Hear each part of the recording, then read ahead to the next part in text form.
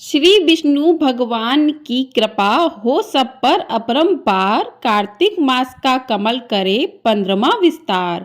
जय श्री कृष्णा। राधे राधे दोस्तों, पिछली वीडियो में आपने सुना था कार्तिक मास महात्म्य का 14वां अध्याय और आज की वीडियो में हम सुनेंगे कार्तिक मास महात्म्य का अध्याय 15। तो आप सभी लोग हमारे साथ जुड़े रहिएगा और वीडियो को पूरा जरूर देखिएगा। आज का अध्याय शुरू करने से पहले सुनते हैं बुढ़िया माई की कथा। किसी गांव में एक बुढ़िया रहती थी और वह कार्तिक का व्रत रखा करती थी। उसके व्रत खोलने के समय कृष्ण भगवान आते और एक कटोरा खिचड़ी का रखकर चले जाते। बुढ़िया के पड़ोस में एक औरत रहती थी। वह हर रोज यह देखकर ईर्ष्या करती थी कि इसका कोई नहीं है, फिर भी इसे खाने के लिए खिचड़ी मिल ही जाती है। एक दिन कार्तिक महीने का स्नान करने बुढ़िया गंगा गई। पीछे से कृष्ण भगवान उसका खिचड़ी का कटोरा रख गए। पड़ोसन ने जब खिचड़ी का कटोरा रखा देखा और देखा कि बुढ़िया नहीं है, तब वह कटोरा उठाकर घर के पिछवाड़े फेंक आई। कार्तिक स्नान के बाद बुढ़िया जब घर आई तो उसे खिचड़ी का कटोरा नहीं मिला और वह भूखी ही रह गई। बार बार एक ही बात कहती कि कहाँ गई मेरी खिचड़ी और कहाँ गया मेरा खिचड़ी का कटोरा। दूसरी ओर पड़ोसन ने जहाँ खिचड़ी गिराई थी वहाँ एक पौधा उगा जिसमें 2 फूल खिले।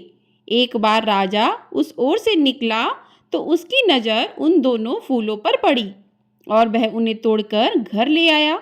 घर आने पर उसने वह फूल रानी को दिया, जिन्हें सूंघने पर रानी गर्भवती हो गई। कुछ समय बाद रानी ने 2 पुत्रों को जन्म दिया। वह दोनों जब बड़े हो गए तब वह किसी से भी बोलते नहीं थे, लेकिन जब वह दोनों शिकार पर जाते तब रास्ते में उन्हें वही बुढ़िया मिलती, जो अभी भी यही कहती कि कहाँ गई मेरी खिचड़ी और कहाँ गया मेरा कटोरा।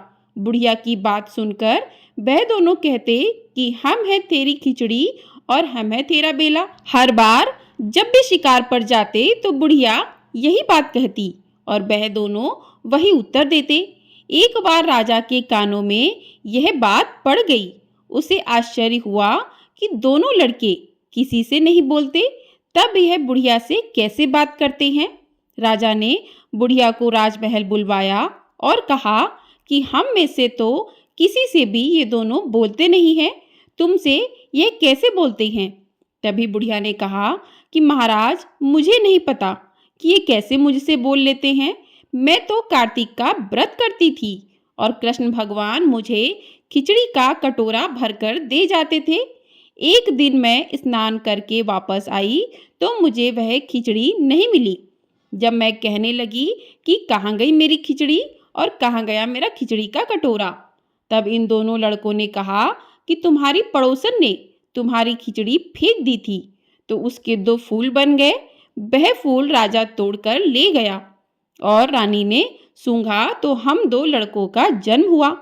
हमें भगवान ने ही तुम्हारे लिए भेजा है। सारी बात सुनकर राजा ने बुढ़िया को महल में ही रहने को कहा। हे कार्तिक महाराज, जैसे आपने बुढ़िया की बात सुनी वैसे ही आपका व्रत करने वालों की भी सुनना। बोलिए कार्तिक भगवान की जय। तो इस प्रकार से भगवान कृष्ण ने बुढ़िया पर अपनी कृपा की। जिस प्रकार बुढ़िया पर कृपा की वैसे ही सब पर करना। बोलिए कृष्ण भगवान की जय। बोलिए भगवान विष्णु की जय। तो इस प्रकार से आज की कहानी समाप्त हुई। अब सुनते हैं आज का अध्याय। तो प्रिय भक्तजनों, आज के अध्याय में राजा पृथु ने नारद जी से पूछा, हे मुनि श्रेष्ठ, तब दैत्यराज ने क्या किया, वह सब मुझे विस्तार से सुनाइए। नारद जी बोले कि मेरे चले जाने के बाद जलंधर ने अपने राहु नामक दूत को बुलाकर आज्ञा दी कि कैलाश पर एक जटाधारी शंभु योगी रहता है, उससे उसकी सर्वांग सुंदरी भार्या को मेरे लिए मांग लाओ। तब दूत शिव के स्थान पे पहुंचा, परंतु नंदी ने उसे भीतर सभा में जाने से रोक दिया, किंतु वह अपनी उग्रता से शिव की सभा में चला ही गया और शिव के आगे बैठकर दैत्यराज का संदेश कह सुनाया। उस राहु नामक दूत के ऐसा कहते ही भगवान शूल पानी के आगे पृथ्वी फोड़कर एक भयंकर शब्द वाला पुरुष प्रकट हो गया, जिसका सिंह के समान मुख था। वह नरसिंह की राहु को खाने चला। राहु बड़े जोर से भागा, परंतु उस पुरुष ने उसे पकड़ लिया। उसने शिव जी की शरण ले अपनी रक्षा मांगी। शिव जी ने उस पुरुष से राहु को छोड़ देने को कहा, परंतु उसने कहा कि मुझे बड़ी जोर की भूख लगी है, मैं क्या खाऊं? महेश्वर ने कहा, यदि तुझे भूख लगी है तो शीघ्र ही अपने हाथ और पैरों का मांस भक्षण कर ले। और उसने वैसा ही किया। अब केवल उसका सिर शेष मात्र रह गया।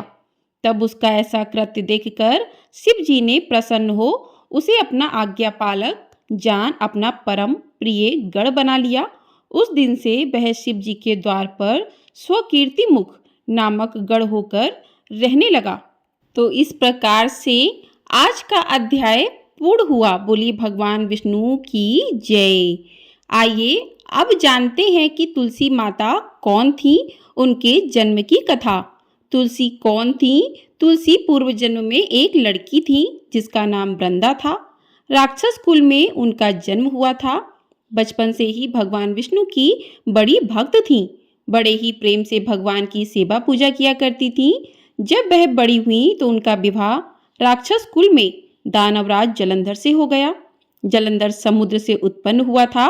वृंदा बड़ी ही पतिव्रता स्त्री थी, सदा अपने पति की सेवा किया करती थी। एक बार देवताओं और दानवों में युद्ध हुआ। जब जलंधर युद्ध पर जाने लगे तो वृंदा ने कहा, स्वामी आप युद्ध पर जा रहे हो, आप जब तक युद्ध में रहेंगे मैं पूजा में बैठकर आपकी जीत के लिए अनुष्ठान करूंगी, और जब तक आप वापस नहीं आ जाते मैं अपना संकल्प नहीं छोड़ूंगी। जलंधर तो युद्ध में चले गए और वृंदा व्रत का संकल्प लेकर पूजा में बैठ गई। उनके व्रत के प्रभाव से देवता भी जलंधर को ना जीत सके। सारे देवता जब हारने लगे तो विष्णु जी के पास गए।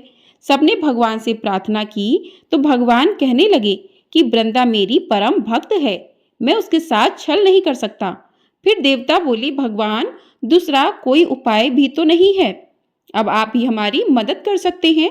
भगवान ने जलंधर का ही रूप रखा और वृंदा के महल में पहुंच गए। जैसे ही वृंदा ने अपने पति को देखा वे तुरंत पूजा में से उठ गईं और उनके चरणों को छू लिया। जैसे ही उनका संकल्प टूटा, युद्ध में देवताओं ने जलंधर को मार दिया और उसका सिर काटकर अलग कर दिया। उनका सिर वृंदा के महल में गिरा। जब वृंदा ने देखा कि मेरे पति का तो सिर कटा पड़ा है, तो फिर ये जो मेरे सामने खड़े हैं ये कौन है? उन्होंने पूछा, आप कौन हो जिसका स्पर्श मैंने किया? तब भगवान अपने रूप में आ गए, पर वे कुछ ना बोल सके। वृंदा सारी बात समझ गई। उन्होंने भगवान को श्राप दे दिया कि आप पत्थर के हो जाओ, और भगवान तुरंत पत्थर के हो गए। सभी देवता हाहाकार करने लगे। लक्ष्मी जी रोने लगी और प्रार्थना करने लगी। जब वृंदा जी ने भगवान को वापस वैसा ही कर दिया और अपने पति का सिर लेकर वे सती हो गईं। उनकी राख से एक पौधा निकला।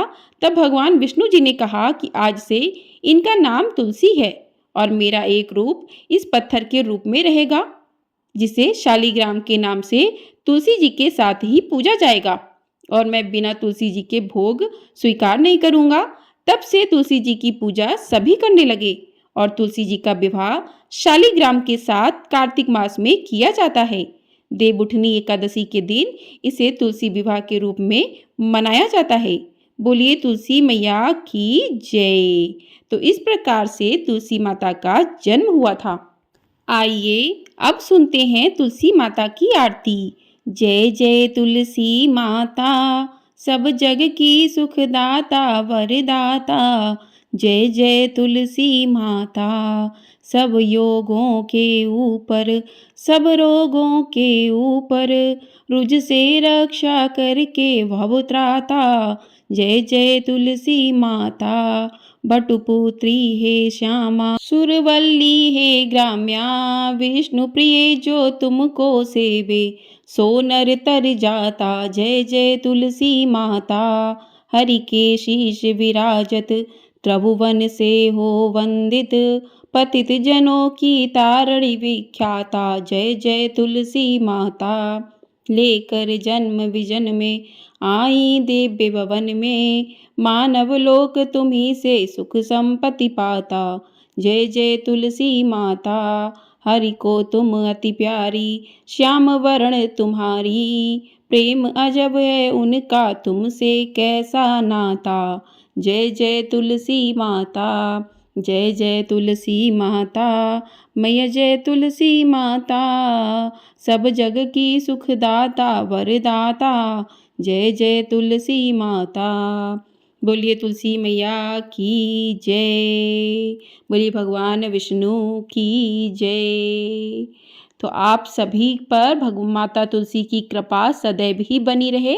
इसी के साथ आज की वीडियो को करते हैं समाप्त। मिलते हैं अगली वीडियो में। आपको यदि ये वीडियो पसंद आई है तो वीडियो को लाइक अवश्य कर दीजिएगा। चैनल पर पहली बार आए हैं तो चैनल को सब्सक्राइब भी कर लीजिएगा। आपको हमारे चैनल पर कार्तिक मास में प्रतिदिन कार्तिक मास महात्म्य के अध्याय सुनाए जा रहे हैं। यदि आप उन अध्यायों को सुनना चाहते हैं तो आप उन अध्यायों को सुन सकते हैं और चैनल को सब्सक्राइब कर लीजिएगा। आपको हमारे चैनल पर दिवाली की कथा भी सुनाई जाएगी, तो उसे भी आप लोग अवश्य सुनिएगा। जय श्री कृष्णा। राधे राधे।